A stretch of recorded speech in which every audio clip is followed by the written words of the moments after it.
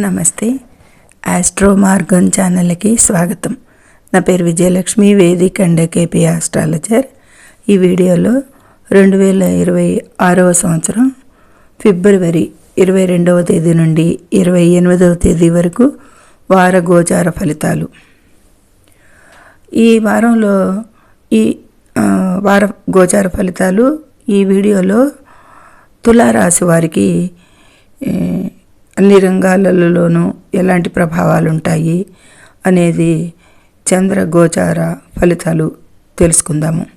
ముందుగా చంద్రుడు ఈ వారంలో మేషరాశి, వృషభ రాశి, మిథున రాశి, కర్కాటక రాశిలో పుష్యమి నక్షత్రం 3వ పాదం వరకు సంచరించడం జరుగుతుంది. అయితే ఖగోళంలో ఇతర గ్రహాలు అంటే మిథునంలో వక్రించిన గురువు సంచారం జరుగుతుంది, సింహరాశిలో కేతు సంచారం జరుగుతుంది, మకర రాశిలో 22-23 వరకు కుజుడు సంచారం, తదుపరి కుంభరాశిలో ప్రవేశిస్తాడు. అక్కడ ఆల్రెడీ రాహువు, రవి, బుధ, శుక్రులు, కుజుడు కూడా 24 నుండి పంచగ్రహ కూటమి అనేది జరుగుతుంది అక్కడ.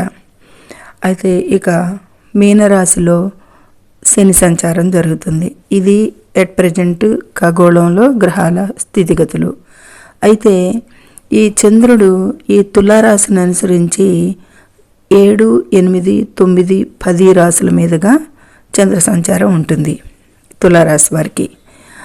అయితే ఆ 4 రాశులలోనూ నక్షత్రాల ప్రభావాలకి ఇతర గ్రహాల దృష్టి, యుతి, సమన్వత్వానుగుణంగా ఈ తులారాశి వారికి ప్రభావాలు ఎలా ఉంటాయి, చంద్రాధారిత ఫలితాలు. ఆ తర్వాత పంచగ్రహ కూటమి ప్రభావాలు చెప్పుకుందాము. చివరిలో సాధారణ పరిహారాలు కూడా సూచించడం జరుగుతుంది. ఇది ఈ గ్రహ సంచారాల స్థితిగతులు. అయితే వివరాల్లోకి వెళ్తే కనుక ఈ తులారాశి వారికి ఈ వారంలో ఆరోగ్యపరంగా చూస్తే ఈ వారం మిశ్రమ ఫలితాలే గోచరిస్తున్నాయి.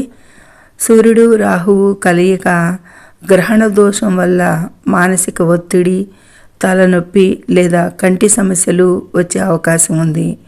ఆహార నియమాలు పాటించడం ముఖ్యం ఈ తులారాశి వారికి. ముఖ్యంగా అంటే ఈ తులారాశి వారికి 5లో పంచగ్రహ కూటమి జరుగుతుంది కాబట్టి వీరికి మానసిక ఒత్తిడి, తలనొప్పి, కంటి సమస్యలు, సూర్యుడు రాహువు కలయిక అది పితృదోషంగా కూడా కొంతవరకు చెప్పటం జరుగుతుంది. ఈ విధమైన అనారోగ్య సూచనలు కలగటానికి అవకాశం ఎక్కువ. ఇక ఆర్థిక పరంగా చూస్తే కనుక ఈ తులారాశి వారికి ఆర్థిక పరిస్థితి గతం కంటే కూడా బాగానే మెరుగవుతుంది అనేది సూచిస్తుంది. గ్రహాల కంజంక్షన్స్ వాటి దృష్టి వాటికి స్పెషల్ దృష్టికి. ఎందుకంటే తులారాశి వారికి మిథున రాశిలో గురు సంచారం కొద్దిపాటి అనుకూలతలే ఉంటాయి భాగ్యస్థానంలో అనేది సూచించటం. కేతువు అనుకూలత వల్ల కష్టానికి తగ్గ ప్రతిఫలం లభిస్తుంది. ఇక షేర్ మార్కెట్ లేదా స్పెక్యులేషన్ రంగాల్లో ఉన్నవారికి లాభాలు వచ్చే సూచనలు ఉన్నాయి కాబట్టి ఈ ఆర్థికంగా మెరుగుగా ఉంటుంది ఈ వారం అనేది సూచించవచ్చు. ఇక కెరీర్ పరంగా, బిజినెస్ పరంగా చూస్తే కనుక ఇక కెరీర్ పరంగా ఉద్యోగస్తులకైతే పని ఒత్తిడి పెరిగినప్పటికీ బాధ్యతలను సమర్థవంతంగా నిర్వహిస్తారు. వ్యాపారస్తులకు కొత్త ఒప్పందాలు కుదిరే అవకాశం ఉంటుంది. ఎందుకంటే 5th శుక్రబుధులు అనుకూలిస్తున్నారు అనేది సూచించవచ్చు. ఇక రాహు కూడా కొంతవరకు వాణిజ్యానికి మంచి దోహదంగా ఉంటాడు అనేది చెప్పచ్చు.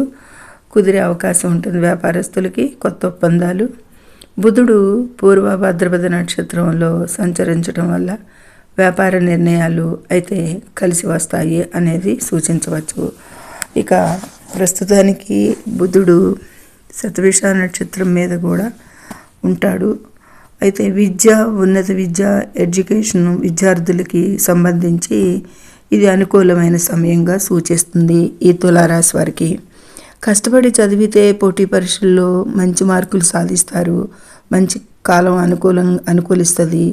ఉన్నత విద్య కోసం విదేశీ ప్రయత్నాలు చేసేవారికి అయితే కనుక సానుకూల వార్తలు అందుతాయి. మంచి సీటు రావటం కానీ వీసాలు శాంక్షన్ అవ్వటం కానీ ఇలాంటికి సంబంధించిన వీళ్ళు పెట్టుకున్న అప్లికేషన్స్కి వీటికి కూడా మంచి అనుకూలతలు వచ్చి మంచి దానికి సంబంధించిన మంచి వార్తలే అందుతాయి అనేది చెప్పవచ్చు. ఇక సంతానపరంగా చూస్తే కనుక సంతానం కోసం ఎదురు చూసేవారికి ఈ కాలం మంచి శుభప్రదంగా ఉంటుంది. సంతాన ఈ విషయానికి సంబంధించిన పిల్లలకి ప్రగతికి సంబంధించిన సంతోషాన్ని అయితే కలిగిస్తుంది ఈ వారం అనేది సూచిస్తుంది. తదుపరి సంతానంకి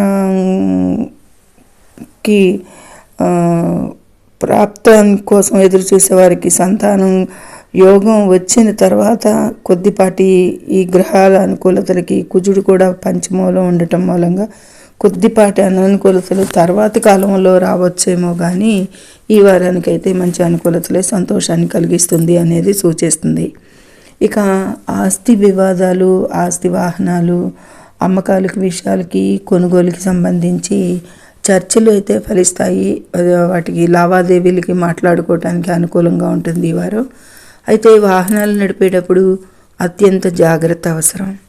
ముఖ్యంగా వారం మధ్యలో వాహన ప్రమాద సూచనలు ఉన్నందున వేగ నియంత్రణ అనేది కంపల్సరీగా పాటించి తీరాలి ఈ తులారాశి వారు.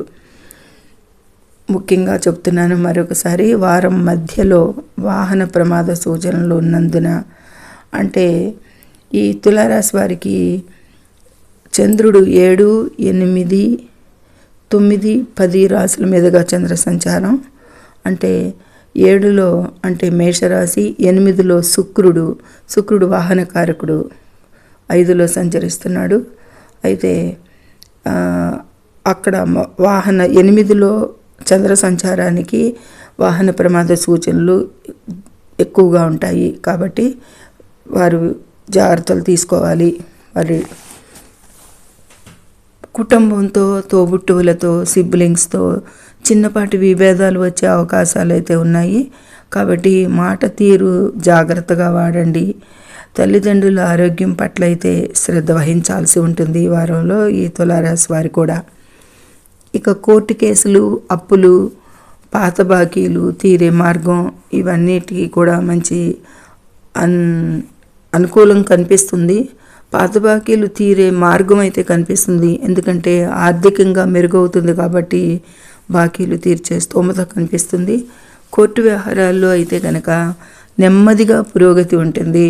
అంటే అకస్మాత్తుగా మన హీరింగ్కి వచ్చేసి ఫైనల్ జడ్జిమెంట్ మన సైడ్ వచ్చేస్తుంది అనే దాన్ని కాకుండా వ్యవహారాలు కొద్దిగా మందకొట్టిగా సాగేవి, కొంచెం పురోగతి ఉంటుంది ఈ వారం అనేది సూచించవచ్చు.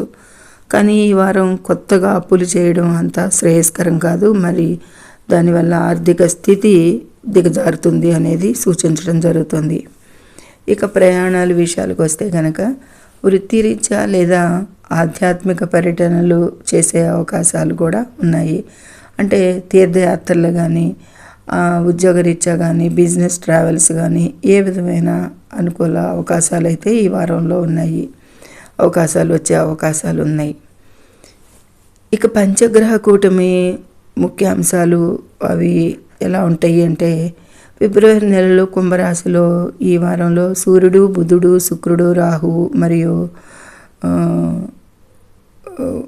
రవి 5 గ్రహాలు పంచగ్రహ కూటమి కలవటంతో ఏర్పడుతుంది అనేది సూచించవచ్చు.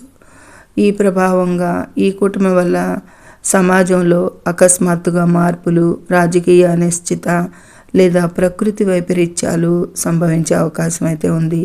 వ్యక్తిగతంగా తులారాశి వారికి ఇది 5వ ఇంట ఏర్పడవడం వల్ల నిర్ణయాలు తీసుకునేటప్పుడు గందరగోళంగా ఉంటుంది. కాబట్టి ఆచితూచి నిర్ణయాలు చేయాల్సి ఉంటుంది ఈ తులారాశి వారి ఈ వారంలో. వీరు తీసుకునే నిర్ణయాలు గందరగోళంగా ఉన్న మనసుతో తీసుకుంటే అవి సఫలీకృతం అవ్వవు. కాబట్టి ఈ వారంలో నిర్ణయాలు తీసుకోకపోవడమే మేలు అనేది సూచించటం జరుగుతుంది. ఇక ప్రమాద సూచనలు అయితే కనుక ఈ పంచగ్రహ కూటమి వల్ల విద్యుత్ ఉపకరణాలు, అగ్ని ప్రమాదాల పట్ల కూడా అప్రమత్తంగా ఉండాలి. వాహన చోదకులు అంటే వాహనం నడిపేవాళ్ళు నిద్రమత్తులో ప్రయాణాలు చేయరాదు. అంటే గోచారంలో ఆ విధంగా దోహదం చేస్తుంది జాతకుణ్ణి. కాబట్టి ఇలాంటి జాగ్రత్తలు ముందు జాగ్రత్త తీసుకోవాల్సిందిగా హెచ్చరిక ఇది. అంటే ఈ విధమైన అన్ని పరిహారాలు, అన్ని సూచనలు, ముఖ్య సూచనలు, శుభాశుభ ఫలితాలు అన్నీ కూడా చెప్పుకున్నాము తులారాశి వారికి. అయితే పరిహారాల విషయాలకు వస్తే ప్రతిరోజు కూడా ఆదిత్య హృదయం పఠించడం వల్ల సూర్య రాహు దోషం తగ్గుతుంది. ముఖ్యంగా శనివారం రోజున శివాలయంలో అభిషేకం లేదా హనుమాన్ చాలీసా పఠించడం శుభకరంగా ఉంటుంది. పేదలకు లేదా విద్యార్థులకి పుస్తకాలు, పెన్నులు దానం చేయడం వల్ల బుధుని అనుగ్రహం కలుగుతుంది.